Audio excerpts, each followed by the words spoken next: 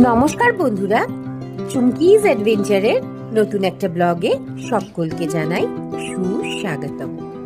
আগের ব্লগে তোমাদেরকে দেখিয়েছিলাম ফারকিয়ান টপ আর দিয়েছিলাম কেরান ভ্যালি পৌঁছানোর সমস্ত ইনফরমেশন। আর আজকের ব্লগে তোমাদেরকে এক্সপ্লোর করে দেখাবো পিওকে, পাকিস্তান অকুপাইড কাশ্মীর, কেরান ভ্যালি। ভীষণ সুন্দর একটা জায়গা, তবে রাস্তার কন্ডিশন ভীষণই খারাপ। এখনো রাস্তা সেইভাবে তৈরি হয়নি বললেই চলে, আর সামনের রাস্তা নাকি আরো খারাপ আসছে। তো চলো আগে পৌঁছাই কেরান ভ্যালি, তারপর এক্সপ্লোর করে দেখাচ্ছি তোমাদেরকে বাকি ভ্যালিটা। 5 কিলোমিটার রাস্তা হাতে প্রাণ নিয়ে অবশেষে পৌঁছে গেছি কেরান ভ্যালিতে। চারপাশে শুধু পাহাড় আর নিস্তব্ধ প্রকৃতি, কিন্তু এই সৌন্দর্যের মাঝেও রয়েছে কড়া নিরাপত্তা। এখন আমরা আছি আর্মি লাস্ট চেক পয়েন্টে, যেখানে আমাদের সমস্ত ডকুমেন্ট জমা দেওয়া হয়েছে এবং পুরো লাগেজ চেকিংও সম্পূর্ণ হয়েছে। সব প্রসিডিওর শেষ, শুধু সুজয় গাড়ি পার্ক করে এসে ওর ফর্মালিটিগুলো কমপ্লিট করলেই আমরা রওনা দেব কেরান ভ্যালির ভেতর দিকে। নতুন এক অ্যাডভেঞ্চারে শুরু হতে চলেছে। ওই নিচটাতে যেখানে গাড়িগুলো রাখা, ওখানেই সুজয় গাড়িটা পার্কিং করছে। শুরু হয়ে গেল আমাদের কেরান ভ্যালির ভেতরে যাত্রা। রাস্তাটা দেখলেই বোঝা যায় কতটা অ্যাডভেঞ্চার অপেক্ষা করছে। পুরোটাই পাথুরে ভরা দুর্গম রাস্তা। এখানে আমরা একটা ম্যাটেডোর ভাড়া করেছি, কারণ কেরান ভ্যালির ভেতরে যাতায়াতের জন্য এটাই ভরসা। যারা ট্যুরিস্ট হয়ে আসে তারা হয় পায়ে হেঁটে নিজেদের রিসোর্টে যায়, নয়তো এই একমাত্র ম্যাটাডোরই যাতায়াত করার মাধ্যম। পুরো গ্রামে এই একটি গাড়ি লোকজন নিয়ে যাওয়া আসা করে, আর তার ভাড়া প্রায় 800 টাকা। রাস্তা ভীষণ খারাপ হলেও চারপাশের সৌন্দর্য সব কষ্ট ভুলিয়ে দেয়। আর দেখতে দেখতে পৌঁছে গেছি পিওকে বর্ডারের কাছে। এখানে নেই কোনো তার কাটার বেড়া, নেই আর্মির কড়াকড়ি, শুধু একটা ছোট্ট নদী দুই দেশকে আলাদা করে রেখেছে। এই জায়গাটার অনুভূতি ভাষায় প্রকাশ করা সত্যিই কঠিন। তোমরাও উপভোগ করো কেরান ভ্যালির এই অসাধারণ রাস্তা আর সীমান্তের অন্য সৌন্দর্য। নদীর ঠিক ওই পাড়টা পুরোটাই পিওকে। দূরে স্পষ্ট দেখা যাচ্ছে পিওকের পতাকা উড়ছে, আর আমরা রয়েছি ভারতের মাটিতে। মাঝখানে শুধু একটা সরু রাস্তা আর ছোট্ট নদী, যেটা দুই দেশকে আলাদা করে রেখেছে। এই রাস্তা দিয়ে এগোতে এগোতে বুকের ভেতর অন্যরকম একটা অনুভূতি কাজ করছে। চারপাশের দৃশ্য যতটা সুন্দর, তার থেকেও বেশি গর্বের অনুভূতি হচ্ছে নিজের দেশকে এত কাছ থেকে অনুভব করতে পেরে। সত্যি এই মুহূর্তটা জোর গলায় বলার, হাম হিন্দুস্তানি, জয় হিন্দ। ওই দেখো দূরে পরিষ্কারভাবে গাড়ি চলতে দেখা যাচ্ছে। এত কাছ থেকে পিওকে অনুভব করা সত্যিই এক অন্যরকম অভিজ্ঞতা। আর সত্যি বলতে পিওকের প্রকৃতিও একেবারে ইন্ডিয়ান কাশ্মীরের মতোই অপূর্ব সুন্দর। সামনে যে বিস্তীর্ণ এলাকাটা দেখা যাচ্ছে, সেটা পাকিস্তানের নিলাম ডিস্ট্রিক্ট। বিশাল বড় এই ডিস্ট্রিক্টকে খুব সুন্দরভাবে সাজানো হয়েছে। পাহাড়, নদী আর নিস্তব্ধ প্রকৃতির মাঝে দাঁড়িয়ে মনে হচ্ছে যেন সীমান্তের দুই পাশেই প্রকৃতির একই রকম সৌন্দর্য ছড়িয়ে রেখেছে। এসে দাঁড়িয়েছি এক অসাধারণ ভিউ পয়েন্টে। এখান থেকে পিওকে আরো স্পষ্ট আর কাছ থেকে অনুভব করা যায়। চারপাশের পাহাড়, নদী আর সীমান্তের দৃশ্য যেন একসাথে মিশে তৈরি করেছে এক অন্যরকম অনুভূতি। আর এখানে ইন্ডিয়ান আর্মির তরফ থেকে একটা সুন্দর মেমোরিয়াল তৈরি করা হয়েছে, যা এই সীমান্ত এলাকার গুরুত্ব আর সাহসের গল্প বহন করে। জায়গাটার পরিবেশ এতটাই আলাদা যেখানে দাঁড়িয়ে থাকলেই মনে হয় ইতিহাস আর বাস্তব যেন একসাথে মিশে গেছে। বিশাল উঁচু হয়ে মাথা তুলে উড়ছে আমাদের ভারতের তিরঙ্গা, আর ঠিক পেছনেই বড় বড় অক্ষরে লেখা প্রাউড টু বি ইন্ডিয়ান। সত্যি এই সীমান্তের এত কাছে দাঁড়িয়ে নিজের দেশকে অনুভব করার অনুভূতিটা ভাষায় প্রকাশ করা যায় না। বুকের ভেতর শুধু একটাই গর্বের অনুভূতি কাজ করছে, আমরা ভারতীয়।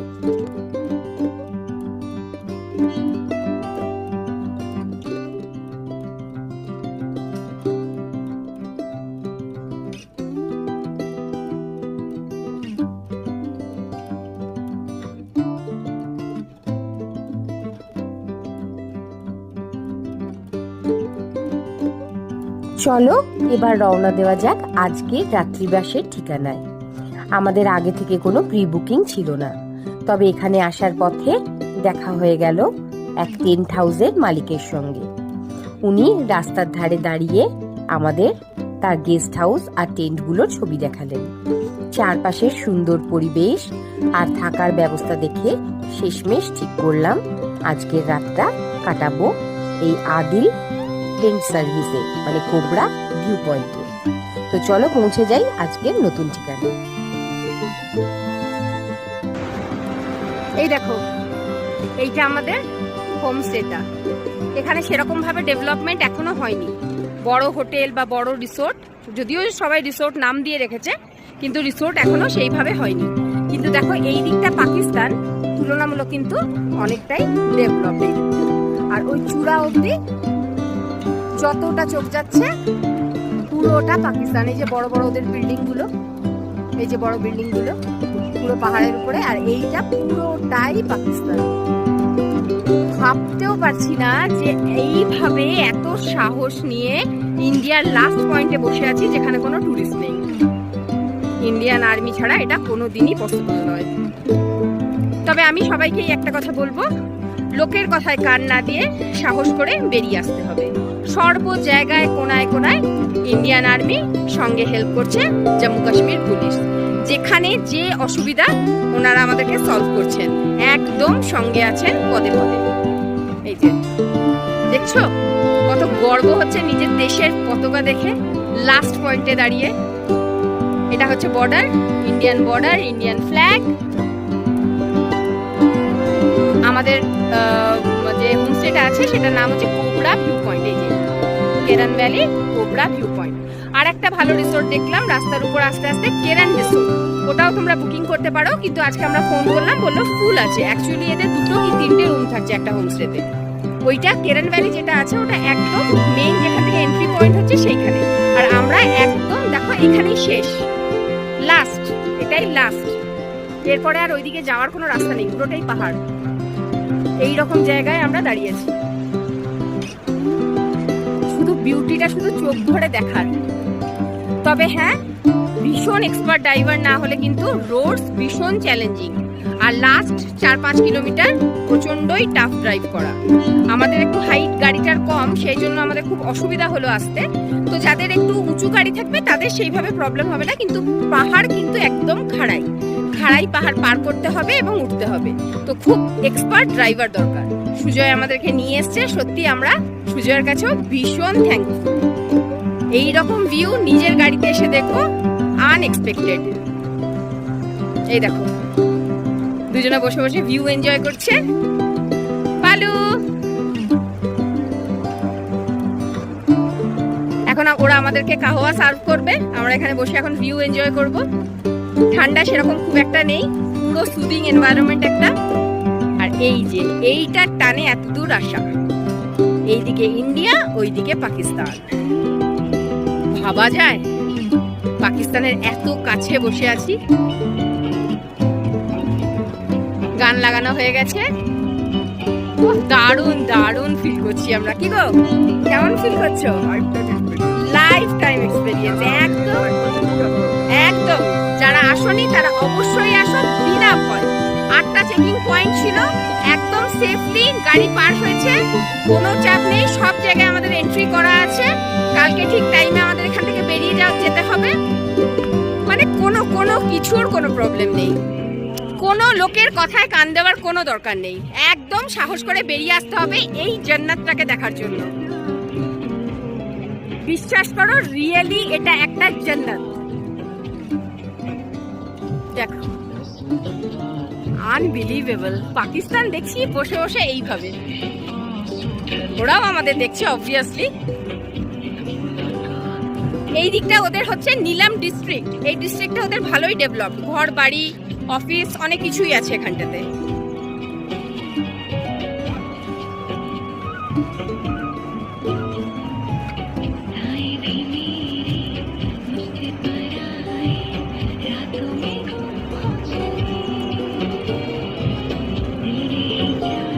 দেখো পাকিস্তানের গাড়ি যাচ্ছে, পাকিস্তানের গাড়ি দাঁড়িয়ে আছে, দেখো এই চলে গেল পাকিস্তানের গাড়ি।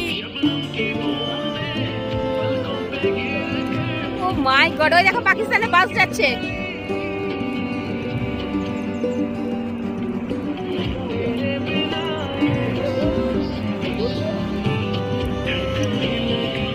হিন্দুস্তান জিন্দাবাদ। প্রচন্ড গর্ব হচ্ছে এই পয়েন্টে আজকে দাঁড়িয়ে থাকতে পেরে। বারবার বলতে ইচ্ছা করছে ইন্ডিয়ান আর্মি জিন্দাবাদ। বিশ্বাস করো, কেরান ভ্যালিতে আর টুরিস্ট নেই কোনো, আমরা 4 জন, একটুও ভয় নেই।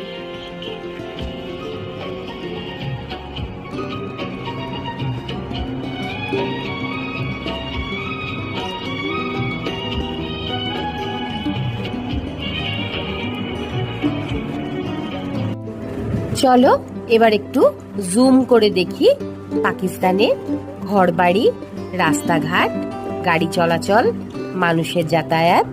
চলো এবার এনজয় করি একটু পিওকে কে। গাড়ি করে লোক পারাপার হচ্ছে, বাড়ির সামনে লোকে বসে আছে, বিক্রিওয়ালা বিক্রি করছে, সবকিছু একেবারে স্পষ্ট। তবে আমি কিন্তু খুব একটা জুম করিনি, মাত্র 4x জুমেই একেবারে ক্লিয়ার সবকিছু দেখা যাচ্ছে। আমাদের কেহওয়া এসে গেছে, চলো এবার কেহওয়া খেতে খেতে এনজয় করি পিওকে।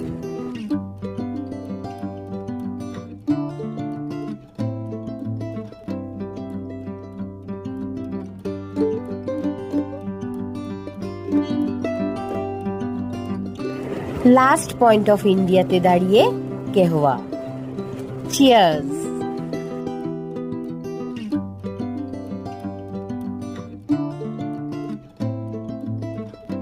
পাহাড়ের ঠিক ওপরে দেখা যাচ্ছে পাকিস্তানের একটা স্কুল। জুম করে একটু কাছ থেকে দেখার চেষ্টা করছি। আর দেখো, ধীরে ধীরে নিচের দিকটা একেবারে পরিষ্কারভাবে চোখে পড়ছে। সীমান্তের ওপারের মানুষের জীবনযাপন, ঘরবাড়ি, চলাফেরা সবকিছু যেন এত কাছ থেকে অনুভব করা যাচ্ছে যে মুহূর্তটা সত্যিই অবাক করে দেওয়ার মতো। পাহাড়ে ঘেরা এই জায়গায় দাঁড়িয়ে মনে হচ্ছে সীমান্ত আলাদা হলেও প্রাকৃতিক সৌন্দর্য আর সাধারণ মানুষের জীবন অনেকটাই একরকম। চলো এবার একটু নিচে জলের কাছাকাছি যাওয়া যাক। এটাই সেই নদী যেটা তোমাদেরকে গুরেজ সিরিজে দেখিয়েছিলাম, কিষান গঙ্গা রিভার। পাহাড়ের বুক চিরে বয়ে চলেছে এই নদী, যেটা পাকিস্তান হয়ে আবার ভারতের দিকে এসেছে। গুরেজ ভ্যালি সিরিজে তোমাদেরকে এই কিষান গঙ্গার উৎসও দেখিয়েছিলাম। আর আজ সেই একই নদীকে এত কাছ থেকে দেখছি কেরান ভ্যালিতে। প্রকৃতির এই সংযোগটা সত্যিই অসাধারণ অনুভূতি দেয়। রিসোর্ট থেকে নেমে এসেছি একেবারে নদীর ধারে। আমরা এই নদীটাকে বলি কিরণ, আর পাকিস্তানিরা বলে নীলাম। তাই আমাদের এটা কিরণ ভ্যালি আর পাকিস্তানের এটা নীলাম ভ্যালি। এই যে ভ্যালি, এই যে পাকিস্তান, আর এই যে আমরা।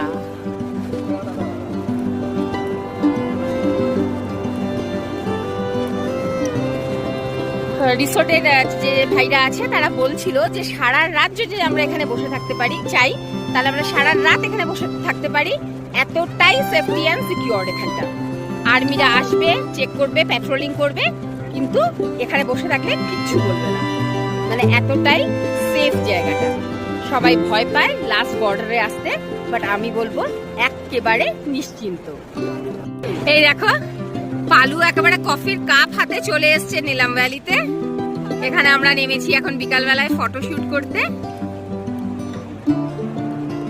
পাকিস্তানের দোকানে লেস বিক্রি হচ্ছে, সেটা পালু বসে বসে এখন ক্যামেরায় ক্যাচ করছে। বিশ্বাসযোগ্য, মানে রিয়েলি এবার আমাদের ড্রিম কামস ট্রু। এই স্বপ্ন পূরণের জন্য 2500 কিলোমিটার আমরা এসেছি।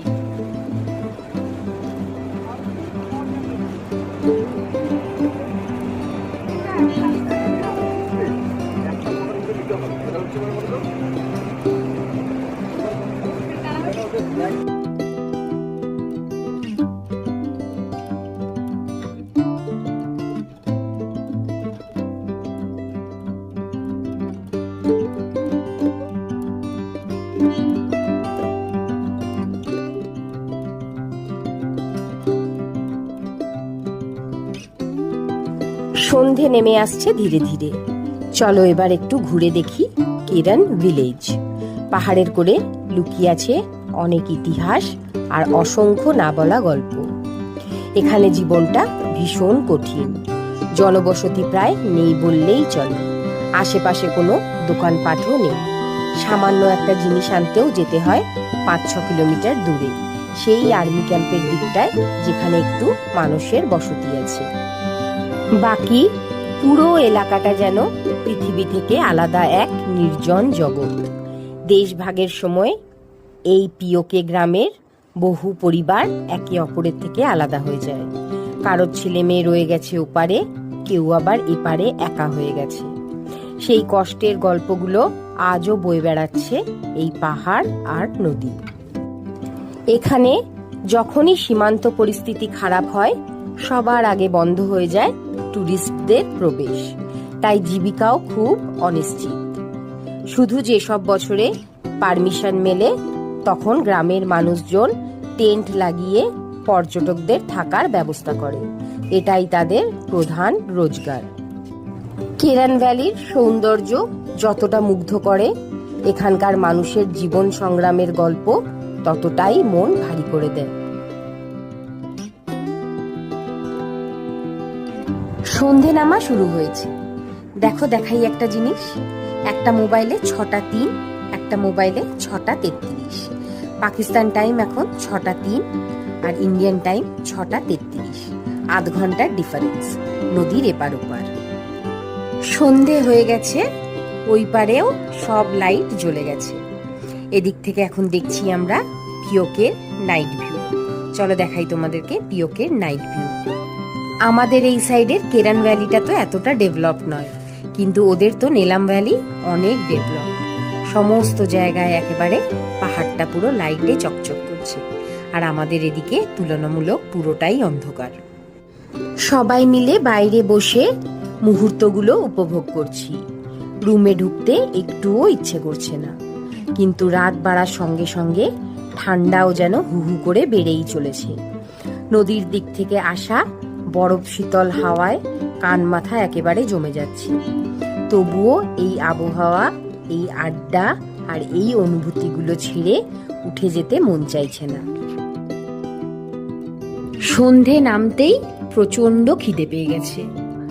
হোটেলের মালিককে বলেছিলাম যে আমাদেরকে একটু ইভিনিং স্ন্যাক্স কিছু করে দেওয়ার জন্য। তো ওরা বলল যে ওরা তো জানতোই না কোনো গেস্ট আসবে বলে, তাই জন্য ওদের কাছে কোনো অ্যারেঞ্জমেন্ট নেই, আর দূর দূরান্ত পর্যন্ত কোনো দোকানপাটও নেই। তাই জন্য অগত্যা নিজেদের কাছে যা খাবার ছিল সেগুলোকেই নিয়ে বসলাম। লেজের প্যাকেট আর দিলাম ডিম সেদ্ধ করতে। এখন আপাতত লেজ, ডিম সেদ্ধ, কফি এইসব দিয়ে সন্ধেটা চালাই, তারপরে গরম গরম ডিনার চলে আসবে। তো সেই মতো বসিয়েছি এখন আমি ডিম সেদ্ধ। গরম গরম ডিম সেদ্ধ রেডি হয়ে গেছে। আগে সবাইকে ডিম সেদ্ধ দিয়ে দিই, সবার প্রচন্ড খিদে পেয়ে গেছে। আর শুধু পরিবেশটা একবার চিন্তা করো, পিওকের বর্ডারে বসে আমরা ডিম সেদ্ধ আর কফি খাচ্ছি। সত্যি তো, ইন্ডিয়ান আর্মি না থাকলে কি এটা পসিবল কোনোদিন হতো?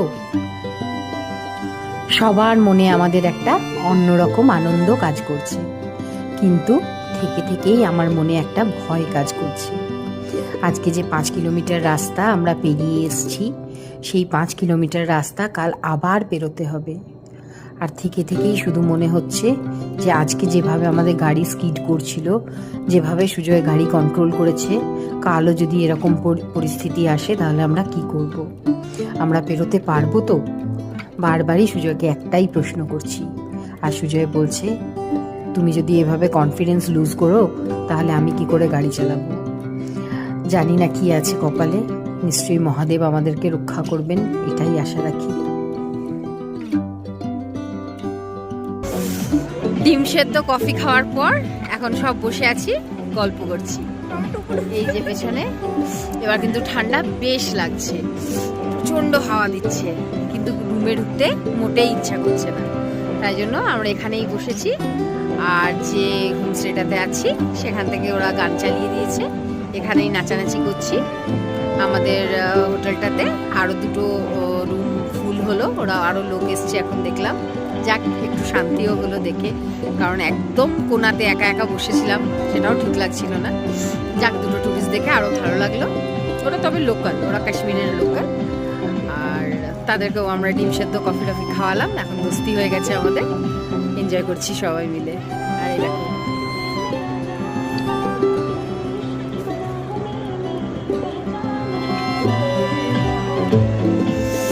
এরপরে আমাদের ডিনার আসবে, একবারে ডিনার খেয়ে রুমে যাব।